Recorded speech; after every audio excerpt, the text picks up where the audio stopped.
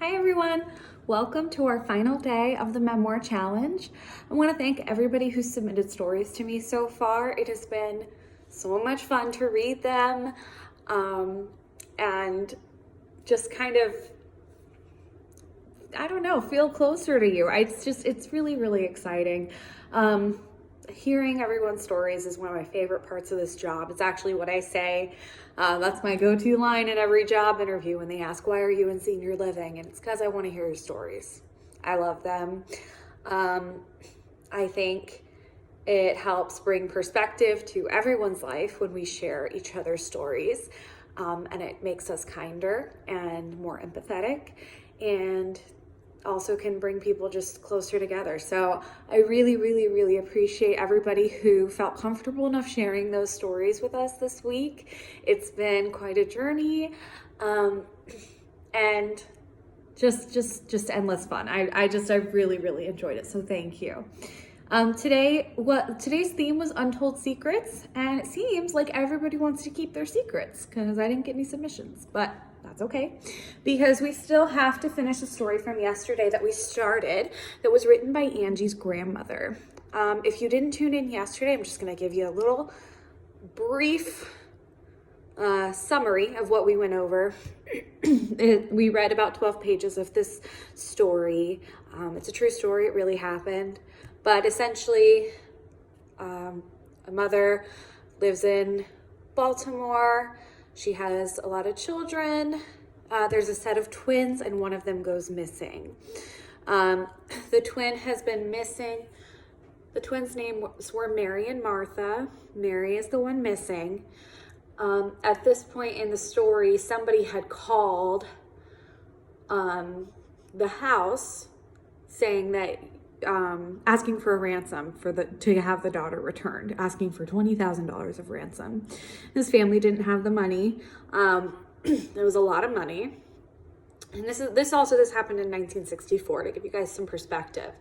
So I'm gonna go back a little bit, and we're gonna kind of start there with the ransom letter. I read that part yesterday, but just to kind of refresh everyone's memory, and we'll go from there, okay? All right. The headline screamed on Thursday evening, 20,000 ransom asked for South Baltimore girl. I was shocked to see that the papers had found out about the telephone call and had plastered it all over the front page. What would happen to Mary now? The police took Herschel down for a polygraph test. They took Matt, Dave, and John for a test too. They tested John's boyfriends. The police in West Virginia questioned my husband's relatives. The police in Pennsylvania questioned my relatives who lived in Hanover and Glen Rock. My brother came down and offered to help with the ransom, and a local factory called and said they would take up collections to help raise money. People were kind, while others were vicious. Letters came in telling us they had Mary tied up and were doing all manner of evil things to her. Sunday, almost 2 weeks after Mary disappeared, help came to us in the form of George P. Mahoney. The man was preparing for bed at 10 p.m. Sunday night. He picked up the paper, saw the headlines asking for ransom money. Mr. Mahoney dressed himself and drove to our house, which was 20 miles away, and offered to put up the ransom money. Mr. Mahoney was a widely known and highly respected politician. He had run for governor, but had lost by just a few votes. He was also a self-made man, having pulled himself up by his own hard work. I think he understood our sad plight even better. I talked very little to him that first night, for I couldn't imagine why this wealthy man would want to help ordinary people like us, knowing that we could do nothing for him in return. In the trying and terrible days that followed, we found that here was a politician with a heart. He visited us daily with encouragement and words of wisdom and strength. Mr. Mahoney installed around-the-clock attendance for the phones. He sent the word out by newspaper and TV that he was willing to pay the required amount of money with no questions asked. The only thing he wanted in return for his $20,000 was the safe return of Mary Ott. Mr. Mahoney put up a $1,000 reward for her return or any word leading to her safe return. Mr. Frank Lucky, a neighbor, put up $500. Neighbors and classmates took up another $100. The reward was now $2,600, but still no real news. Soon, hundreds of tips started coming in. One caller said she was on a housetop in the vicinity, so helicopters and firemen searched the rooftops. As a chopper passed over the house time after time, I prayed again, "Please, dear God, please don't let her be there." The ashes were sifted in a nearby factory furnace. Lakes in Baltimore area were dragged. A letter came to me saying that Mary was buried in a weeded area near the Baltimore County line. Hundreds of men and the helicopters searched the area. Mr. Mahoney and the New American newspaper printed 100,000 circulars bearing the beloved photo of our Mary, and they were circulated throughout the whole United States, and still no news. Then a letter came scrawled in a childish hand. "We have Mary. Don't contact the police. You will find out later where to leave the money." Again, our hope soared. I could see the look of hope in my husband's eyes. Mr. Mahoney smiled. "We will have her back soon. These people are sure to call." 3 weeks had passed. The police came and asked me to take a polygraph test. I agreed. "Oh Lord, do they think we did something to her?" I cried out to Herschel as I left the house with the policemen. As it turned out, that is exactly what they suspected. They questioned me in a sly, roundabout way, heartbreaking, embarrassing stories. I held up through the test but collapsed again against the wall outside the polygraph room and sobbed, frantically searching my purse for some of the pills the doctor had given me. A policewoman found me there and finally escorted me home. Mr. Alan Swan, a private detective, volunteered his services free of charge. He and his men used up 900 man-hours in the futile search. 2 reporters from the New American came one day, after about a month had passed, asking for something belonging to Mary. I gave him her chatty Cathy baby doll, her little purse, and her small pair of glasses. These men traveled all the way to New Jersey to visit a seeress, whom it was said had a gift of extrasensory perception. Search the basements in the area around the Ott home. This is what Mrs. Florence Sternfields of Edgewater, New Jersey told them. Send the police and I will tell them more. Then came the Saturday when I smelled a strange odor. I hadn't smelled anything like it since I was back home on the farm. My father used it to put out in the buildings to kill odor and preserve wood. I knew it was creosote. I called Mrs. Cramblett out in her yard. I said, "Do you know where that strong creosote or odor is coming from?" Right away she smiled and said, "Elsie is putting it around the basement and he has the house smelling terrible." I can't get it out of his clothing either. He has gotten it all over himself. I didn't want to ask her why he was using it, but I made a beeline for the phone and called the captain in charge. I couldn't get him at the station, so I called at his home. He seemed a little peeved and he said, "Mrs. Ott, we have searched that basement twice, and one time the men took shovels down there and we didn't find anything. I don't think you have to worry about your child being in that basement. However, I will send someone from the health department to check on that odor." He sent someone from the health department to check and was told by the Cramblets that they were using creosote to kill termites. I couldn't stay in the house. I wasn't satisfied.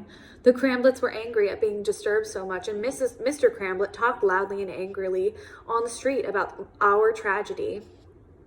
I had to walk, so I started out wiping away tears that blinded me. I was glad Naomi had taken Marty away for a visit, so no one knew how upset I was, except Herschel, who tried to tell me not to worry. I walked around the block, and one of the neighbors who had a full view of the small street leading toward the river called me over. "Mrs. Ott," she said, "has Elsie been questioned about little Mary?" "Yes," I said. "He has taken several lie detector tests, and although he is the last one who saw her, he says she walked out of the yard. He seems to be in the clear." "Well, my neighbor says he wouldn't trust Elsie. He wanders around here all night long, and he takes his dogs down to the river and gets rid of them." I've also seen him riding children down there on his bike. By now, I was beside myself with horror. I rushed home and told Herschel what I had found out. And along with the odor of creosote that still enveloped the house, I thought I couldn't stand another minute of this mental torture. We questioned our boys, and they said yes, Elsie took 3 or 4 dogs down to the river, killed them, and threw them in the water. I remember once he had tied a firecracker to his dog's tail, blew his tail off, and suddenly the dog was gone. He ended up in the stinky river. Herschel again called the police, and they said, "We can't do anything tonight, but we will come in the morning." We spent an awful night waiting, but in the morning, a search of the river turned up nothing. Days came and went, still not a clue. Mr. Mahoney came every day and talked to us for a while, and each time he came, we felt a little encouraged. Marty talked of the time when Mary would come home. She was saving her money to buy the birds that she and Mary always wanted. We bought Marty a pool, which was ironic because this was the one thing Mary had really had her heart set on. And the day she disappeared, she told her playmates, "We are getting a pool for our yard that will be 3 feet deep." Now we had the pool, but we didn't have Mary. The pool kept Marty occupied, and we had to watch her every minute, lest she meet the same fate as her sister. One night I was lying on the couch and I was startled by a noise. I looked out the door. It was Elsie taking a wagon out of his front door and down the street. It was 2:00 in the morning. We received word that someone had seen a little girl at Williams Grove Park in Pennsylvania. Mr. Mahoney drove Naomi, Marty, and I all the way to the park to see if the lady could identify the child she saw looking at Marty. It was a futile trip. The lady wasn't sure, and besides, all of the traces of the child she had seen had also vanished. Marty appeared on TV, and she looked pathetically small as the newsman gently probed her to talk about Mary. "Mary likes chocolate ice cream," she said quietly. "She loves to read books and go swimming. Mary always wanted to go to Ocean City." Marty finished, and the newsman said, "Anyone knowing the whereabouts of a child identical to this little girl, please notify the Baltimore City Police. Last seen wearing blue shorts and a white blouse." I now felt it was a hopeless search, but in a few days, Captain Armstrong asked me and Marty to accompany a detective and policewoman to Ocean City. We walked the boardwalk for hours, peering into the face of every child we saw. Sometimes my heart leapt when I noticed a small figure that could have been Mary, only to be disappointed again. Mostly, I felt dead inside. We bought Marty some sandals, and she insisted on buying a pair for Mary. She carried them home proudly and showed them to her daddy. Poor little Marty was getting tired and nervous. The police questioned her, and the policewoman even took her down to the station to talk to her, thinking maybe she was holding something back. Marty always answered them honestly and quickly. Mary was in Mrs. Cramblitt's house with Louise and me. We were watching TV when the news came on, and she didn't want to watch it, so she went out to the back, and I didn't see her anymore. I kept on praying. That is what gave me the strength to face each day. Once, my husband and I had been devoted Christians, but in recent years, we had slipped away from God and the church. One day I prayed, "God, let me die. God, let me die. I'll gladly exchange my life for Mary's." Suddenly, I knew I was praying all wrong, and I was ashamed. "God," I said, "just give me the strength and the courage to face whatever comes. My children need me, and I will be no good to them dead." September drew near, and it was time to shop for school clothes for Marty, but I couldn't go near the rack of little dresses. One day, Naomi came home with dresses for both twins, and we both cried and wondered if the twin outfits would ever be worn. I went back to work at the hospital September 2nd. I had been off for 2 months, and my family was dependent upon me for support. My heart was not in my work, and I performed my duties mechanically. Everyone was kind, and in a way it helped to get back to work and cope with hospital problems. When I was home alone, I cried and prayed and often crushed a little sweater to my face just to feel the closeness of her. Dear God, how much longer, I wept. It will be getting cool soon, and I wonder if she is warm and well fed.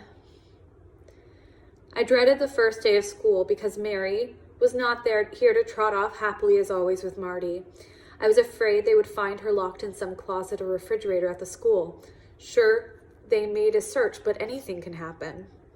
Labor Day came, and in a few days school started. I dressed Marty in her new little dress and handed her her new book bag, and walked her the block to the schoolhouse. On my return trip, I was blinded by tears. I could hardly see the walk. I saw my neighbors watching me pityingly. They knew I was crying. They knew why I was crying, and their hearts cried with me. The day passed, and soon Marty was scurrying into the house with a group of little girls to play with. About this time, I noticed Elsie digging up in his yard. "I'm going to concrete my yard," he said when I questioned his work. He was quite handy at building things and had installed a 6-foot fence earlier that year. A few days after Mary disappeared, he strung 3 stands of barbed wire atop the 6-foot fence. He nailed back the gate shut, and I also noticed his dogs, he had two, were gone. Next, the boy installed a night light and flooded his yard with light for his work. On one occasion, he dug a hole some 5 feet long and several feet deep, and Alan Swan, the detective, saw him digging and asked what he was doing. "Digging graves," he said, grinning, simply at Mr. Swan. The digging went on for weeks. During this time, our ears became accustomed to another sound. It was the sharp, shrill sound of an electric sharpener on which the boy constantly sharpened his shovel. Still, another sound haunted us during these tension-filled weeks, the frequent rapping and pounding noise coming from his basement. One day, I sat on my cellar steps and listened to the odd sounds coming from just beyond the wall. The captain and also Lieutenant Rawlings, who had now been assigned to the case, knew of these unusual goings-on. I told myself that certainly they knew what they were doing and had made a thorough investigation of that house. How could a little boy be hid over there? How could a little body be hid over there? After all, the mother and father are there, and the police have searched 3 times. This is what I said to Herschel one day while we listened to the tapping in the cellar. The 12th of September drew near. This was to be the day of Rachel's wedding. We decided to go ahead with it very quietly. It was not the happy festive occasion it was intended to be. Our hearts were heavy, and a large dose of sedative helped me through the day. Rachel and her new husband left for a brief honeymoon, and we returned to our desolate house where the constant tapping continued. September 15th was like all other 77 days since July 1st. It was a Tuesday. I had come home from work and drove Naomi to her place of employment. I sent Marty and John off to school. I straightened the house and laid down for a while. When it was lunch, I went up to school and walked Marty home. We never let her out of our sight anymore. I gave her some lunch and walked her back to school. We didn't mention Mary. I didn't want to remind Marty of the tragedy any more than I could help. She seemed to be getting along fine at school with all the little girls who came to play. Among them was the girl from next door, Elsie's sister Louise. After I walked Marty back to school, I lay down again and dozed off. I knew I had to go to work, so I tried to sleep. The alarm went off at 3:30, so I got up to prepare dinner. Herschel walked Marty home from school. Later, Louise came over to play with Marty and said, "A whole bunch of police are at my house." Herschel and I looked out the door but didn't see anything except for Sergeant Rawlings in the phone booth across the street. I was not alarmed at seeing the detectives in the neighborhood, for they had been around for the past 11 weeks. So I said to Herschel they must be questioning Elsie again. Sergeant Halsey had been to my house Sunday evening and said I could rest assured that Mary was alive and would be found. Anyway, now I thought if they questioned Elsie again, we could all be sure that he knew nothing. My husband stayed with the girls who were playing at the house, and at 4:35 I left to pick Naomi up. Everything looked the same as always as I drove up to the front of the house. Little did I know that things for me would never be the same again, and September 15th was the end of the hope that we had clung on to for 77 days.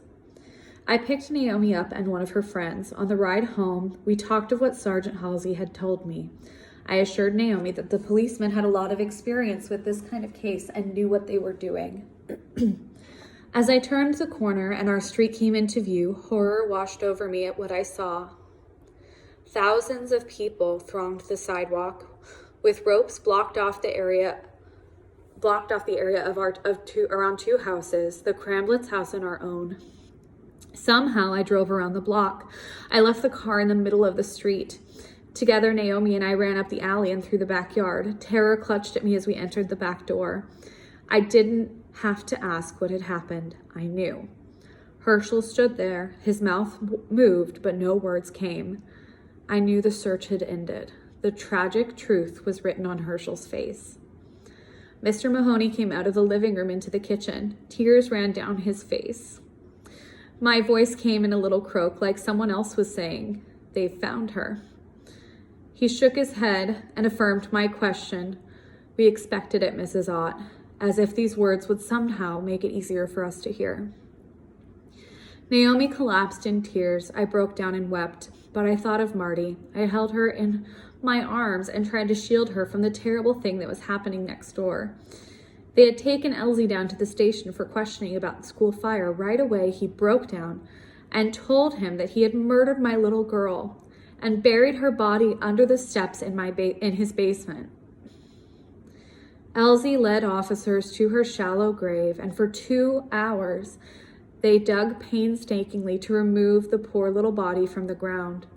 The paring knife lay beneath her. A stab wound was in her heart. A crude wooden arrow had been driven into the wound, and the body had been drenched with creosote.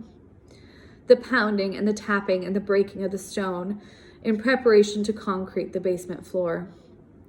I thought that when they brought her out, she hardly made a print under the black coverlet. Marty had released herself from my arms and went to the window. The next day, her horror-filled, pitiful little face looked out from the newspaper, for someone had caught her picture. I pulled myself together. The food stood cold on the stove, and no one cared. I drew Marty aside and told her this beautiful story. Mary has gone to be with Jesus, where she can play with the angels all day. She will never get hurt anymore or ever have to cry or be sad. Someday, Jesus will let us all come up there and we will all be happy. Marty dried her eyes and I didn't see her cry again. 3 days later, we followed the little white casket, which had to stay sealed to the family grave. One comfort we had was that Mary knew how very much she was loved, and she had been happy. Now I think of her in heaven with the angels in the beautiful garden where she can take Jesus by the hand and say, "Dear Lord, help my mommy and daddy down below."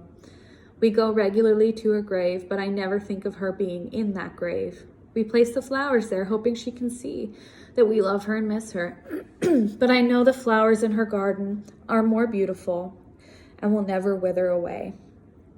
We go on, her father and I.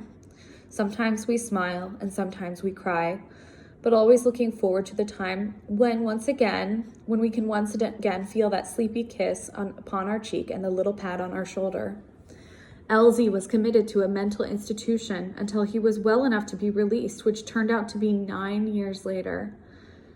I can feel pity for him, pity because he never knew the love of family, pity because he never knew the love of Jesus and the strength which comes from living a Christian life.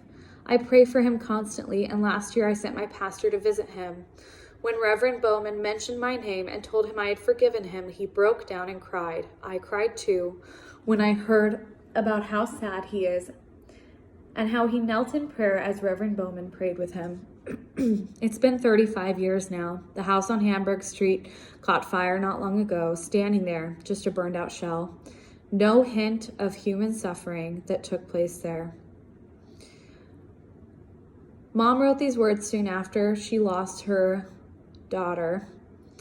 little daughter, our little sister, and my twin. Okay, so this is a transition to Angie's mother writing now. Mom wrote these words soon after she lost her little daughter, our sister, and my twin. Mom explained that writing helped her to cope. It was years before we could talk about it. We would sit and talk about Mary, not a lot, but we would think of her sometimes and smile. Mom sweeps her glasses off her face and wipes away the tears that sometimes well up in all of us. Our pain could never touch hers. It's been a long time, and yes, we still cry, but we laugh a lot, and we love each other. And then they showed a picture of the missing girl.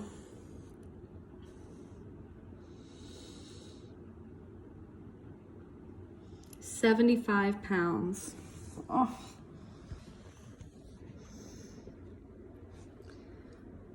Wow. Oh, there's a lot. And here's another photo. I'm going to read the newspaper headline. It says, "Wait and hope. Herschel Ott, 53, and his daughter Martha. Listen to the latest report from police who are searching for Martha's twin sister, Mary. The youngster has been missing from her West Hamburg Street home since Wednesday. The FBI has questioned the family."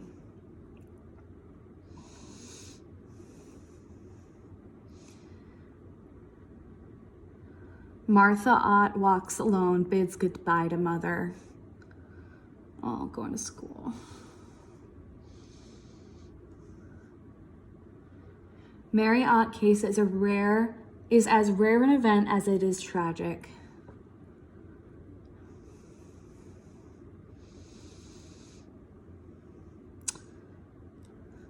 Mahoney checks Ott case report with twin Martha. Mrs. Ott and older sister Naomi joined them on the trip. So that was the Mr. Mahoney who helped fund the investigation. Oh, there's the seer who's said to look in the basement. Basement's nearby. Oh. Let me turn my computer so you can see this. Neighbors and curious gather outside Mary Ott's house after body is found. Brutal.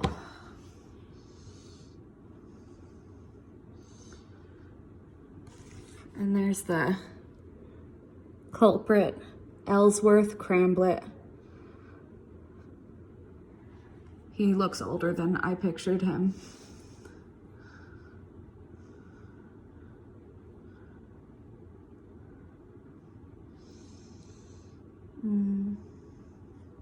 Twin sister learns tragic answer to the poster in the window. Martha Ott, second from left, and a playmate peer from the window. Oh. Slain twin's body removed from house next to her home. Oh, that's awful.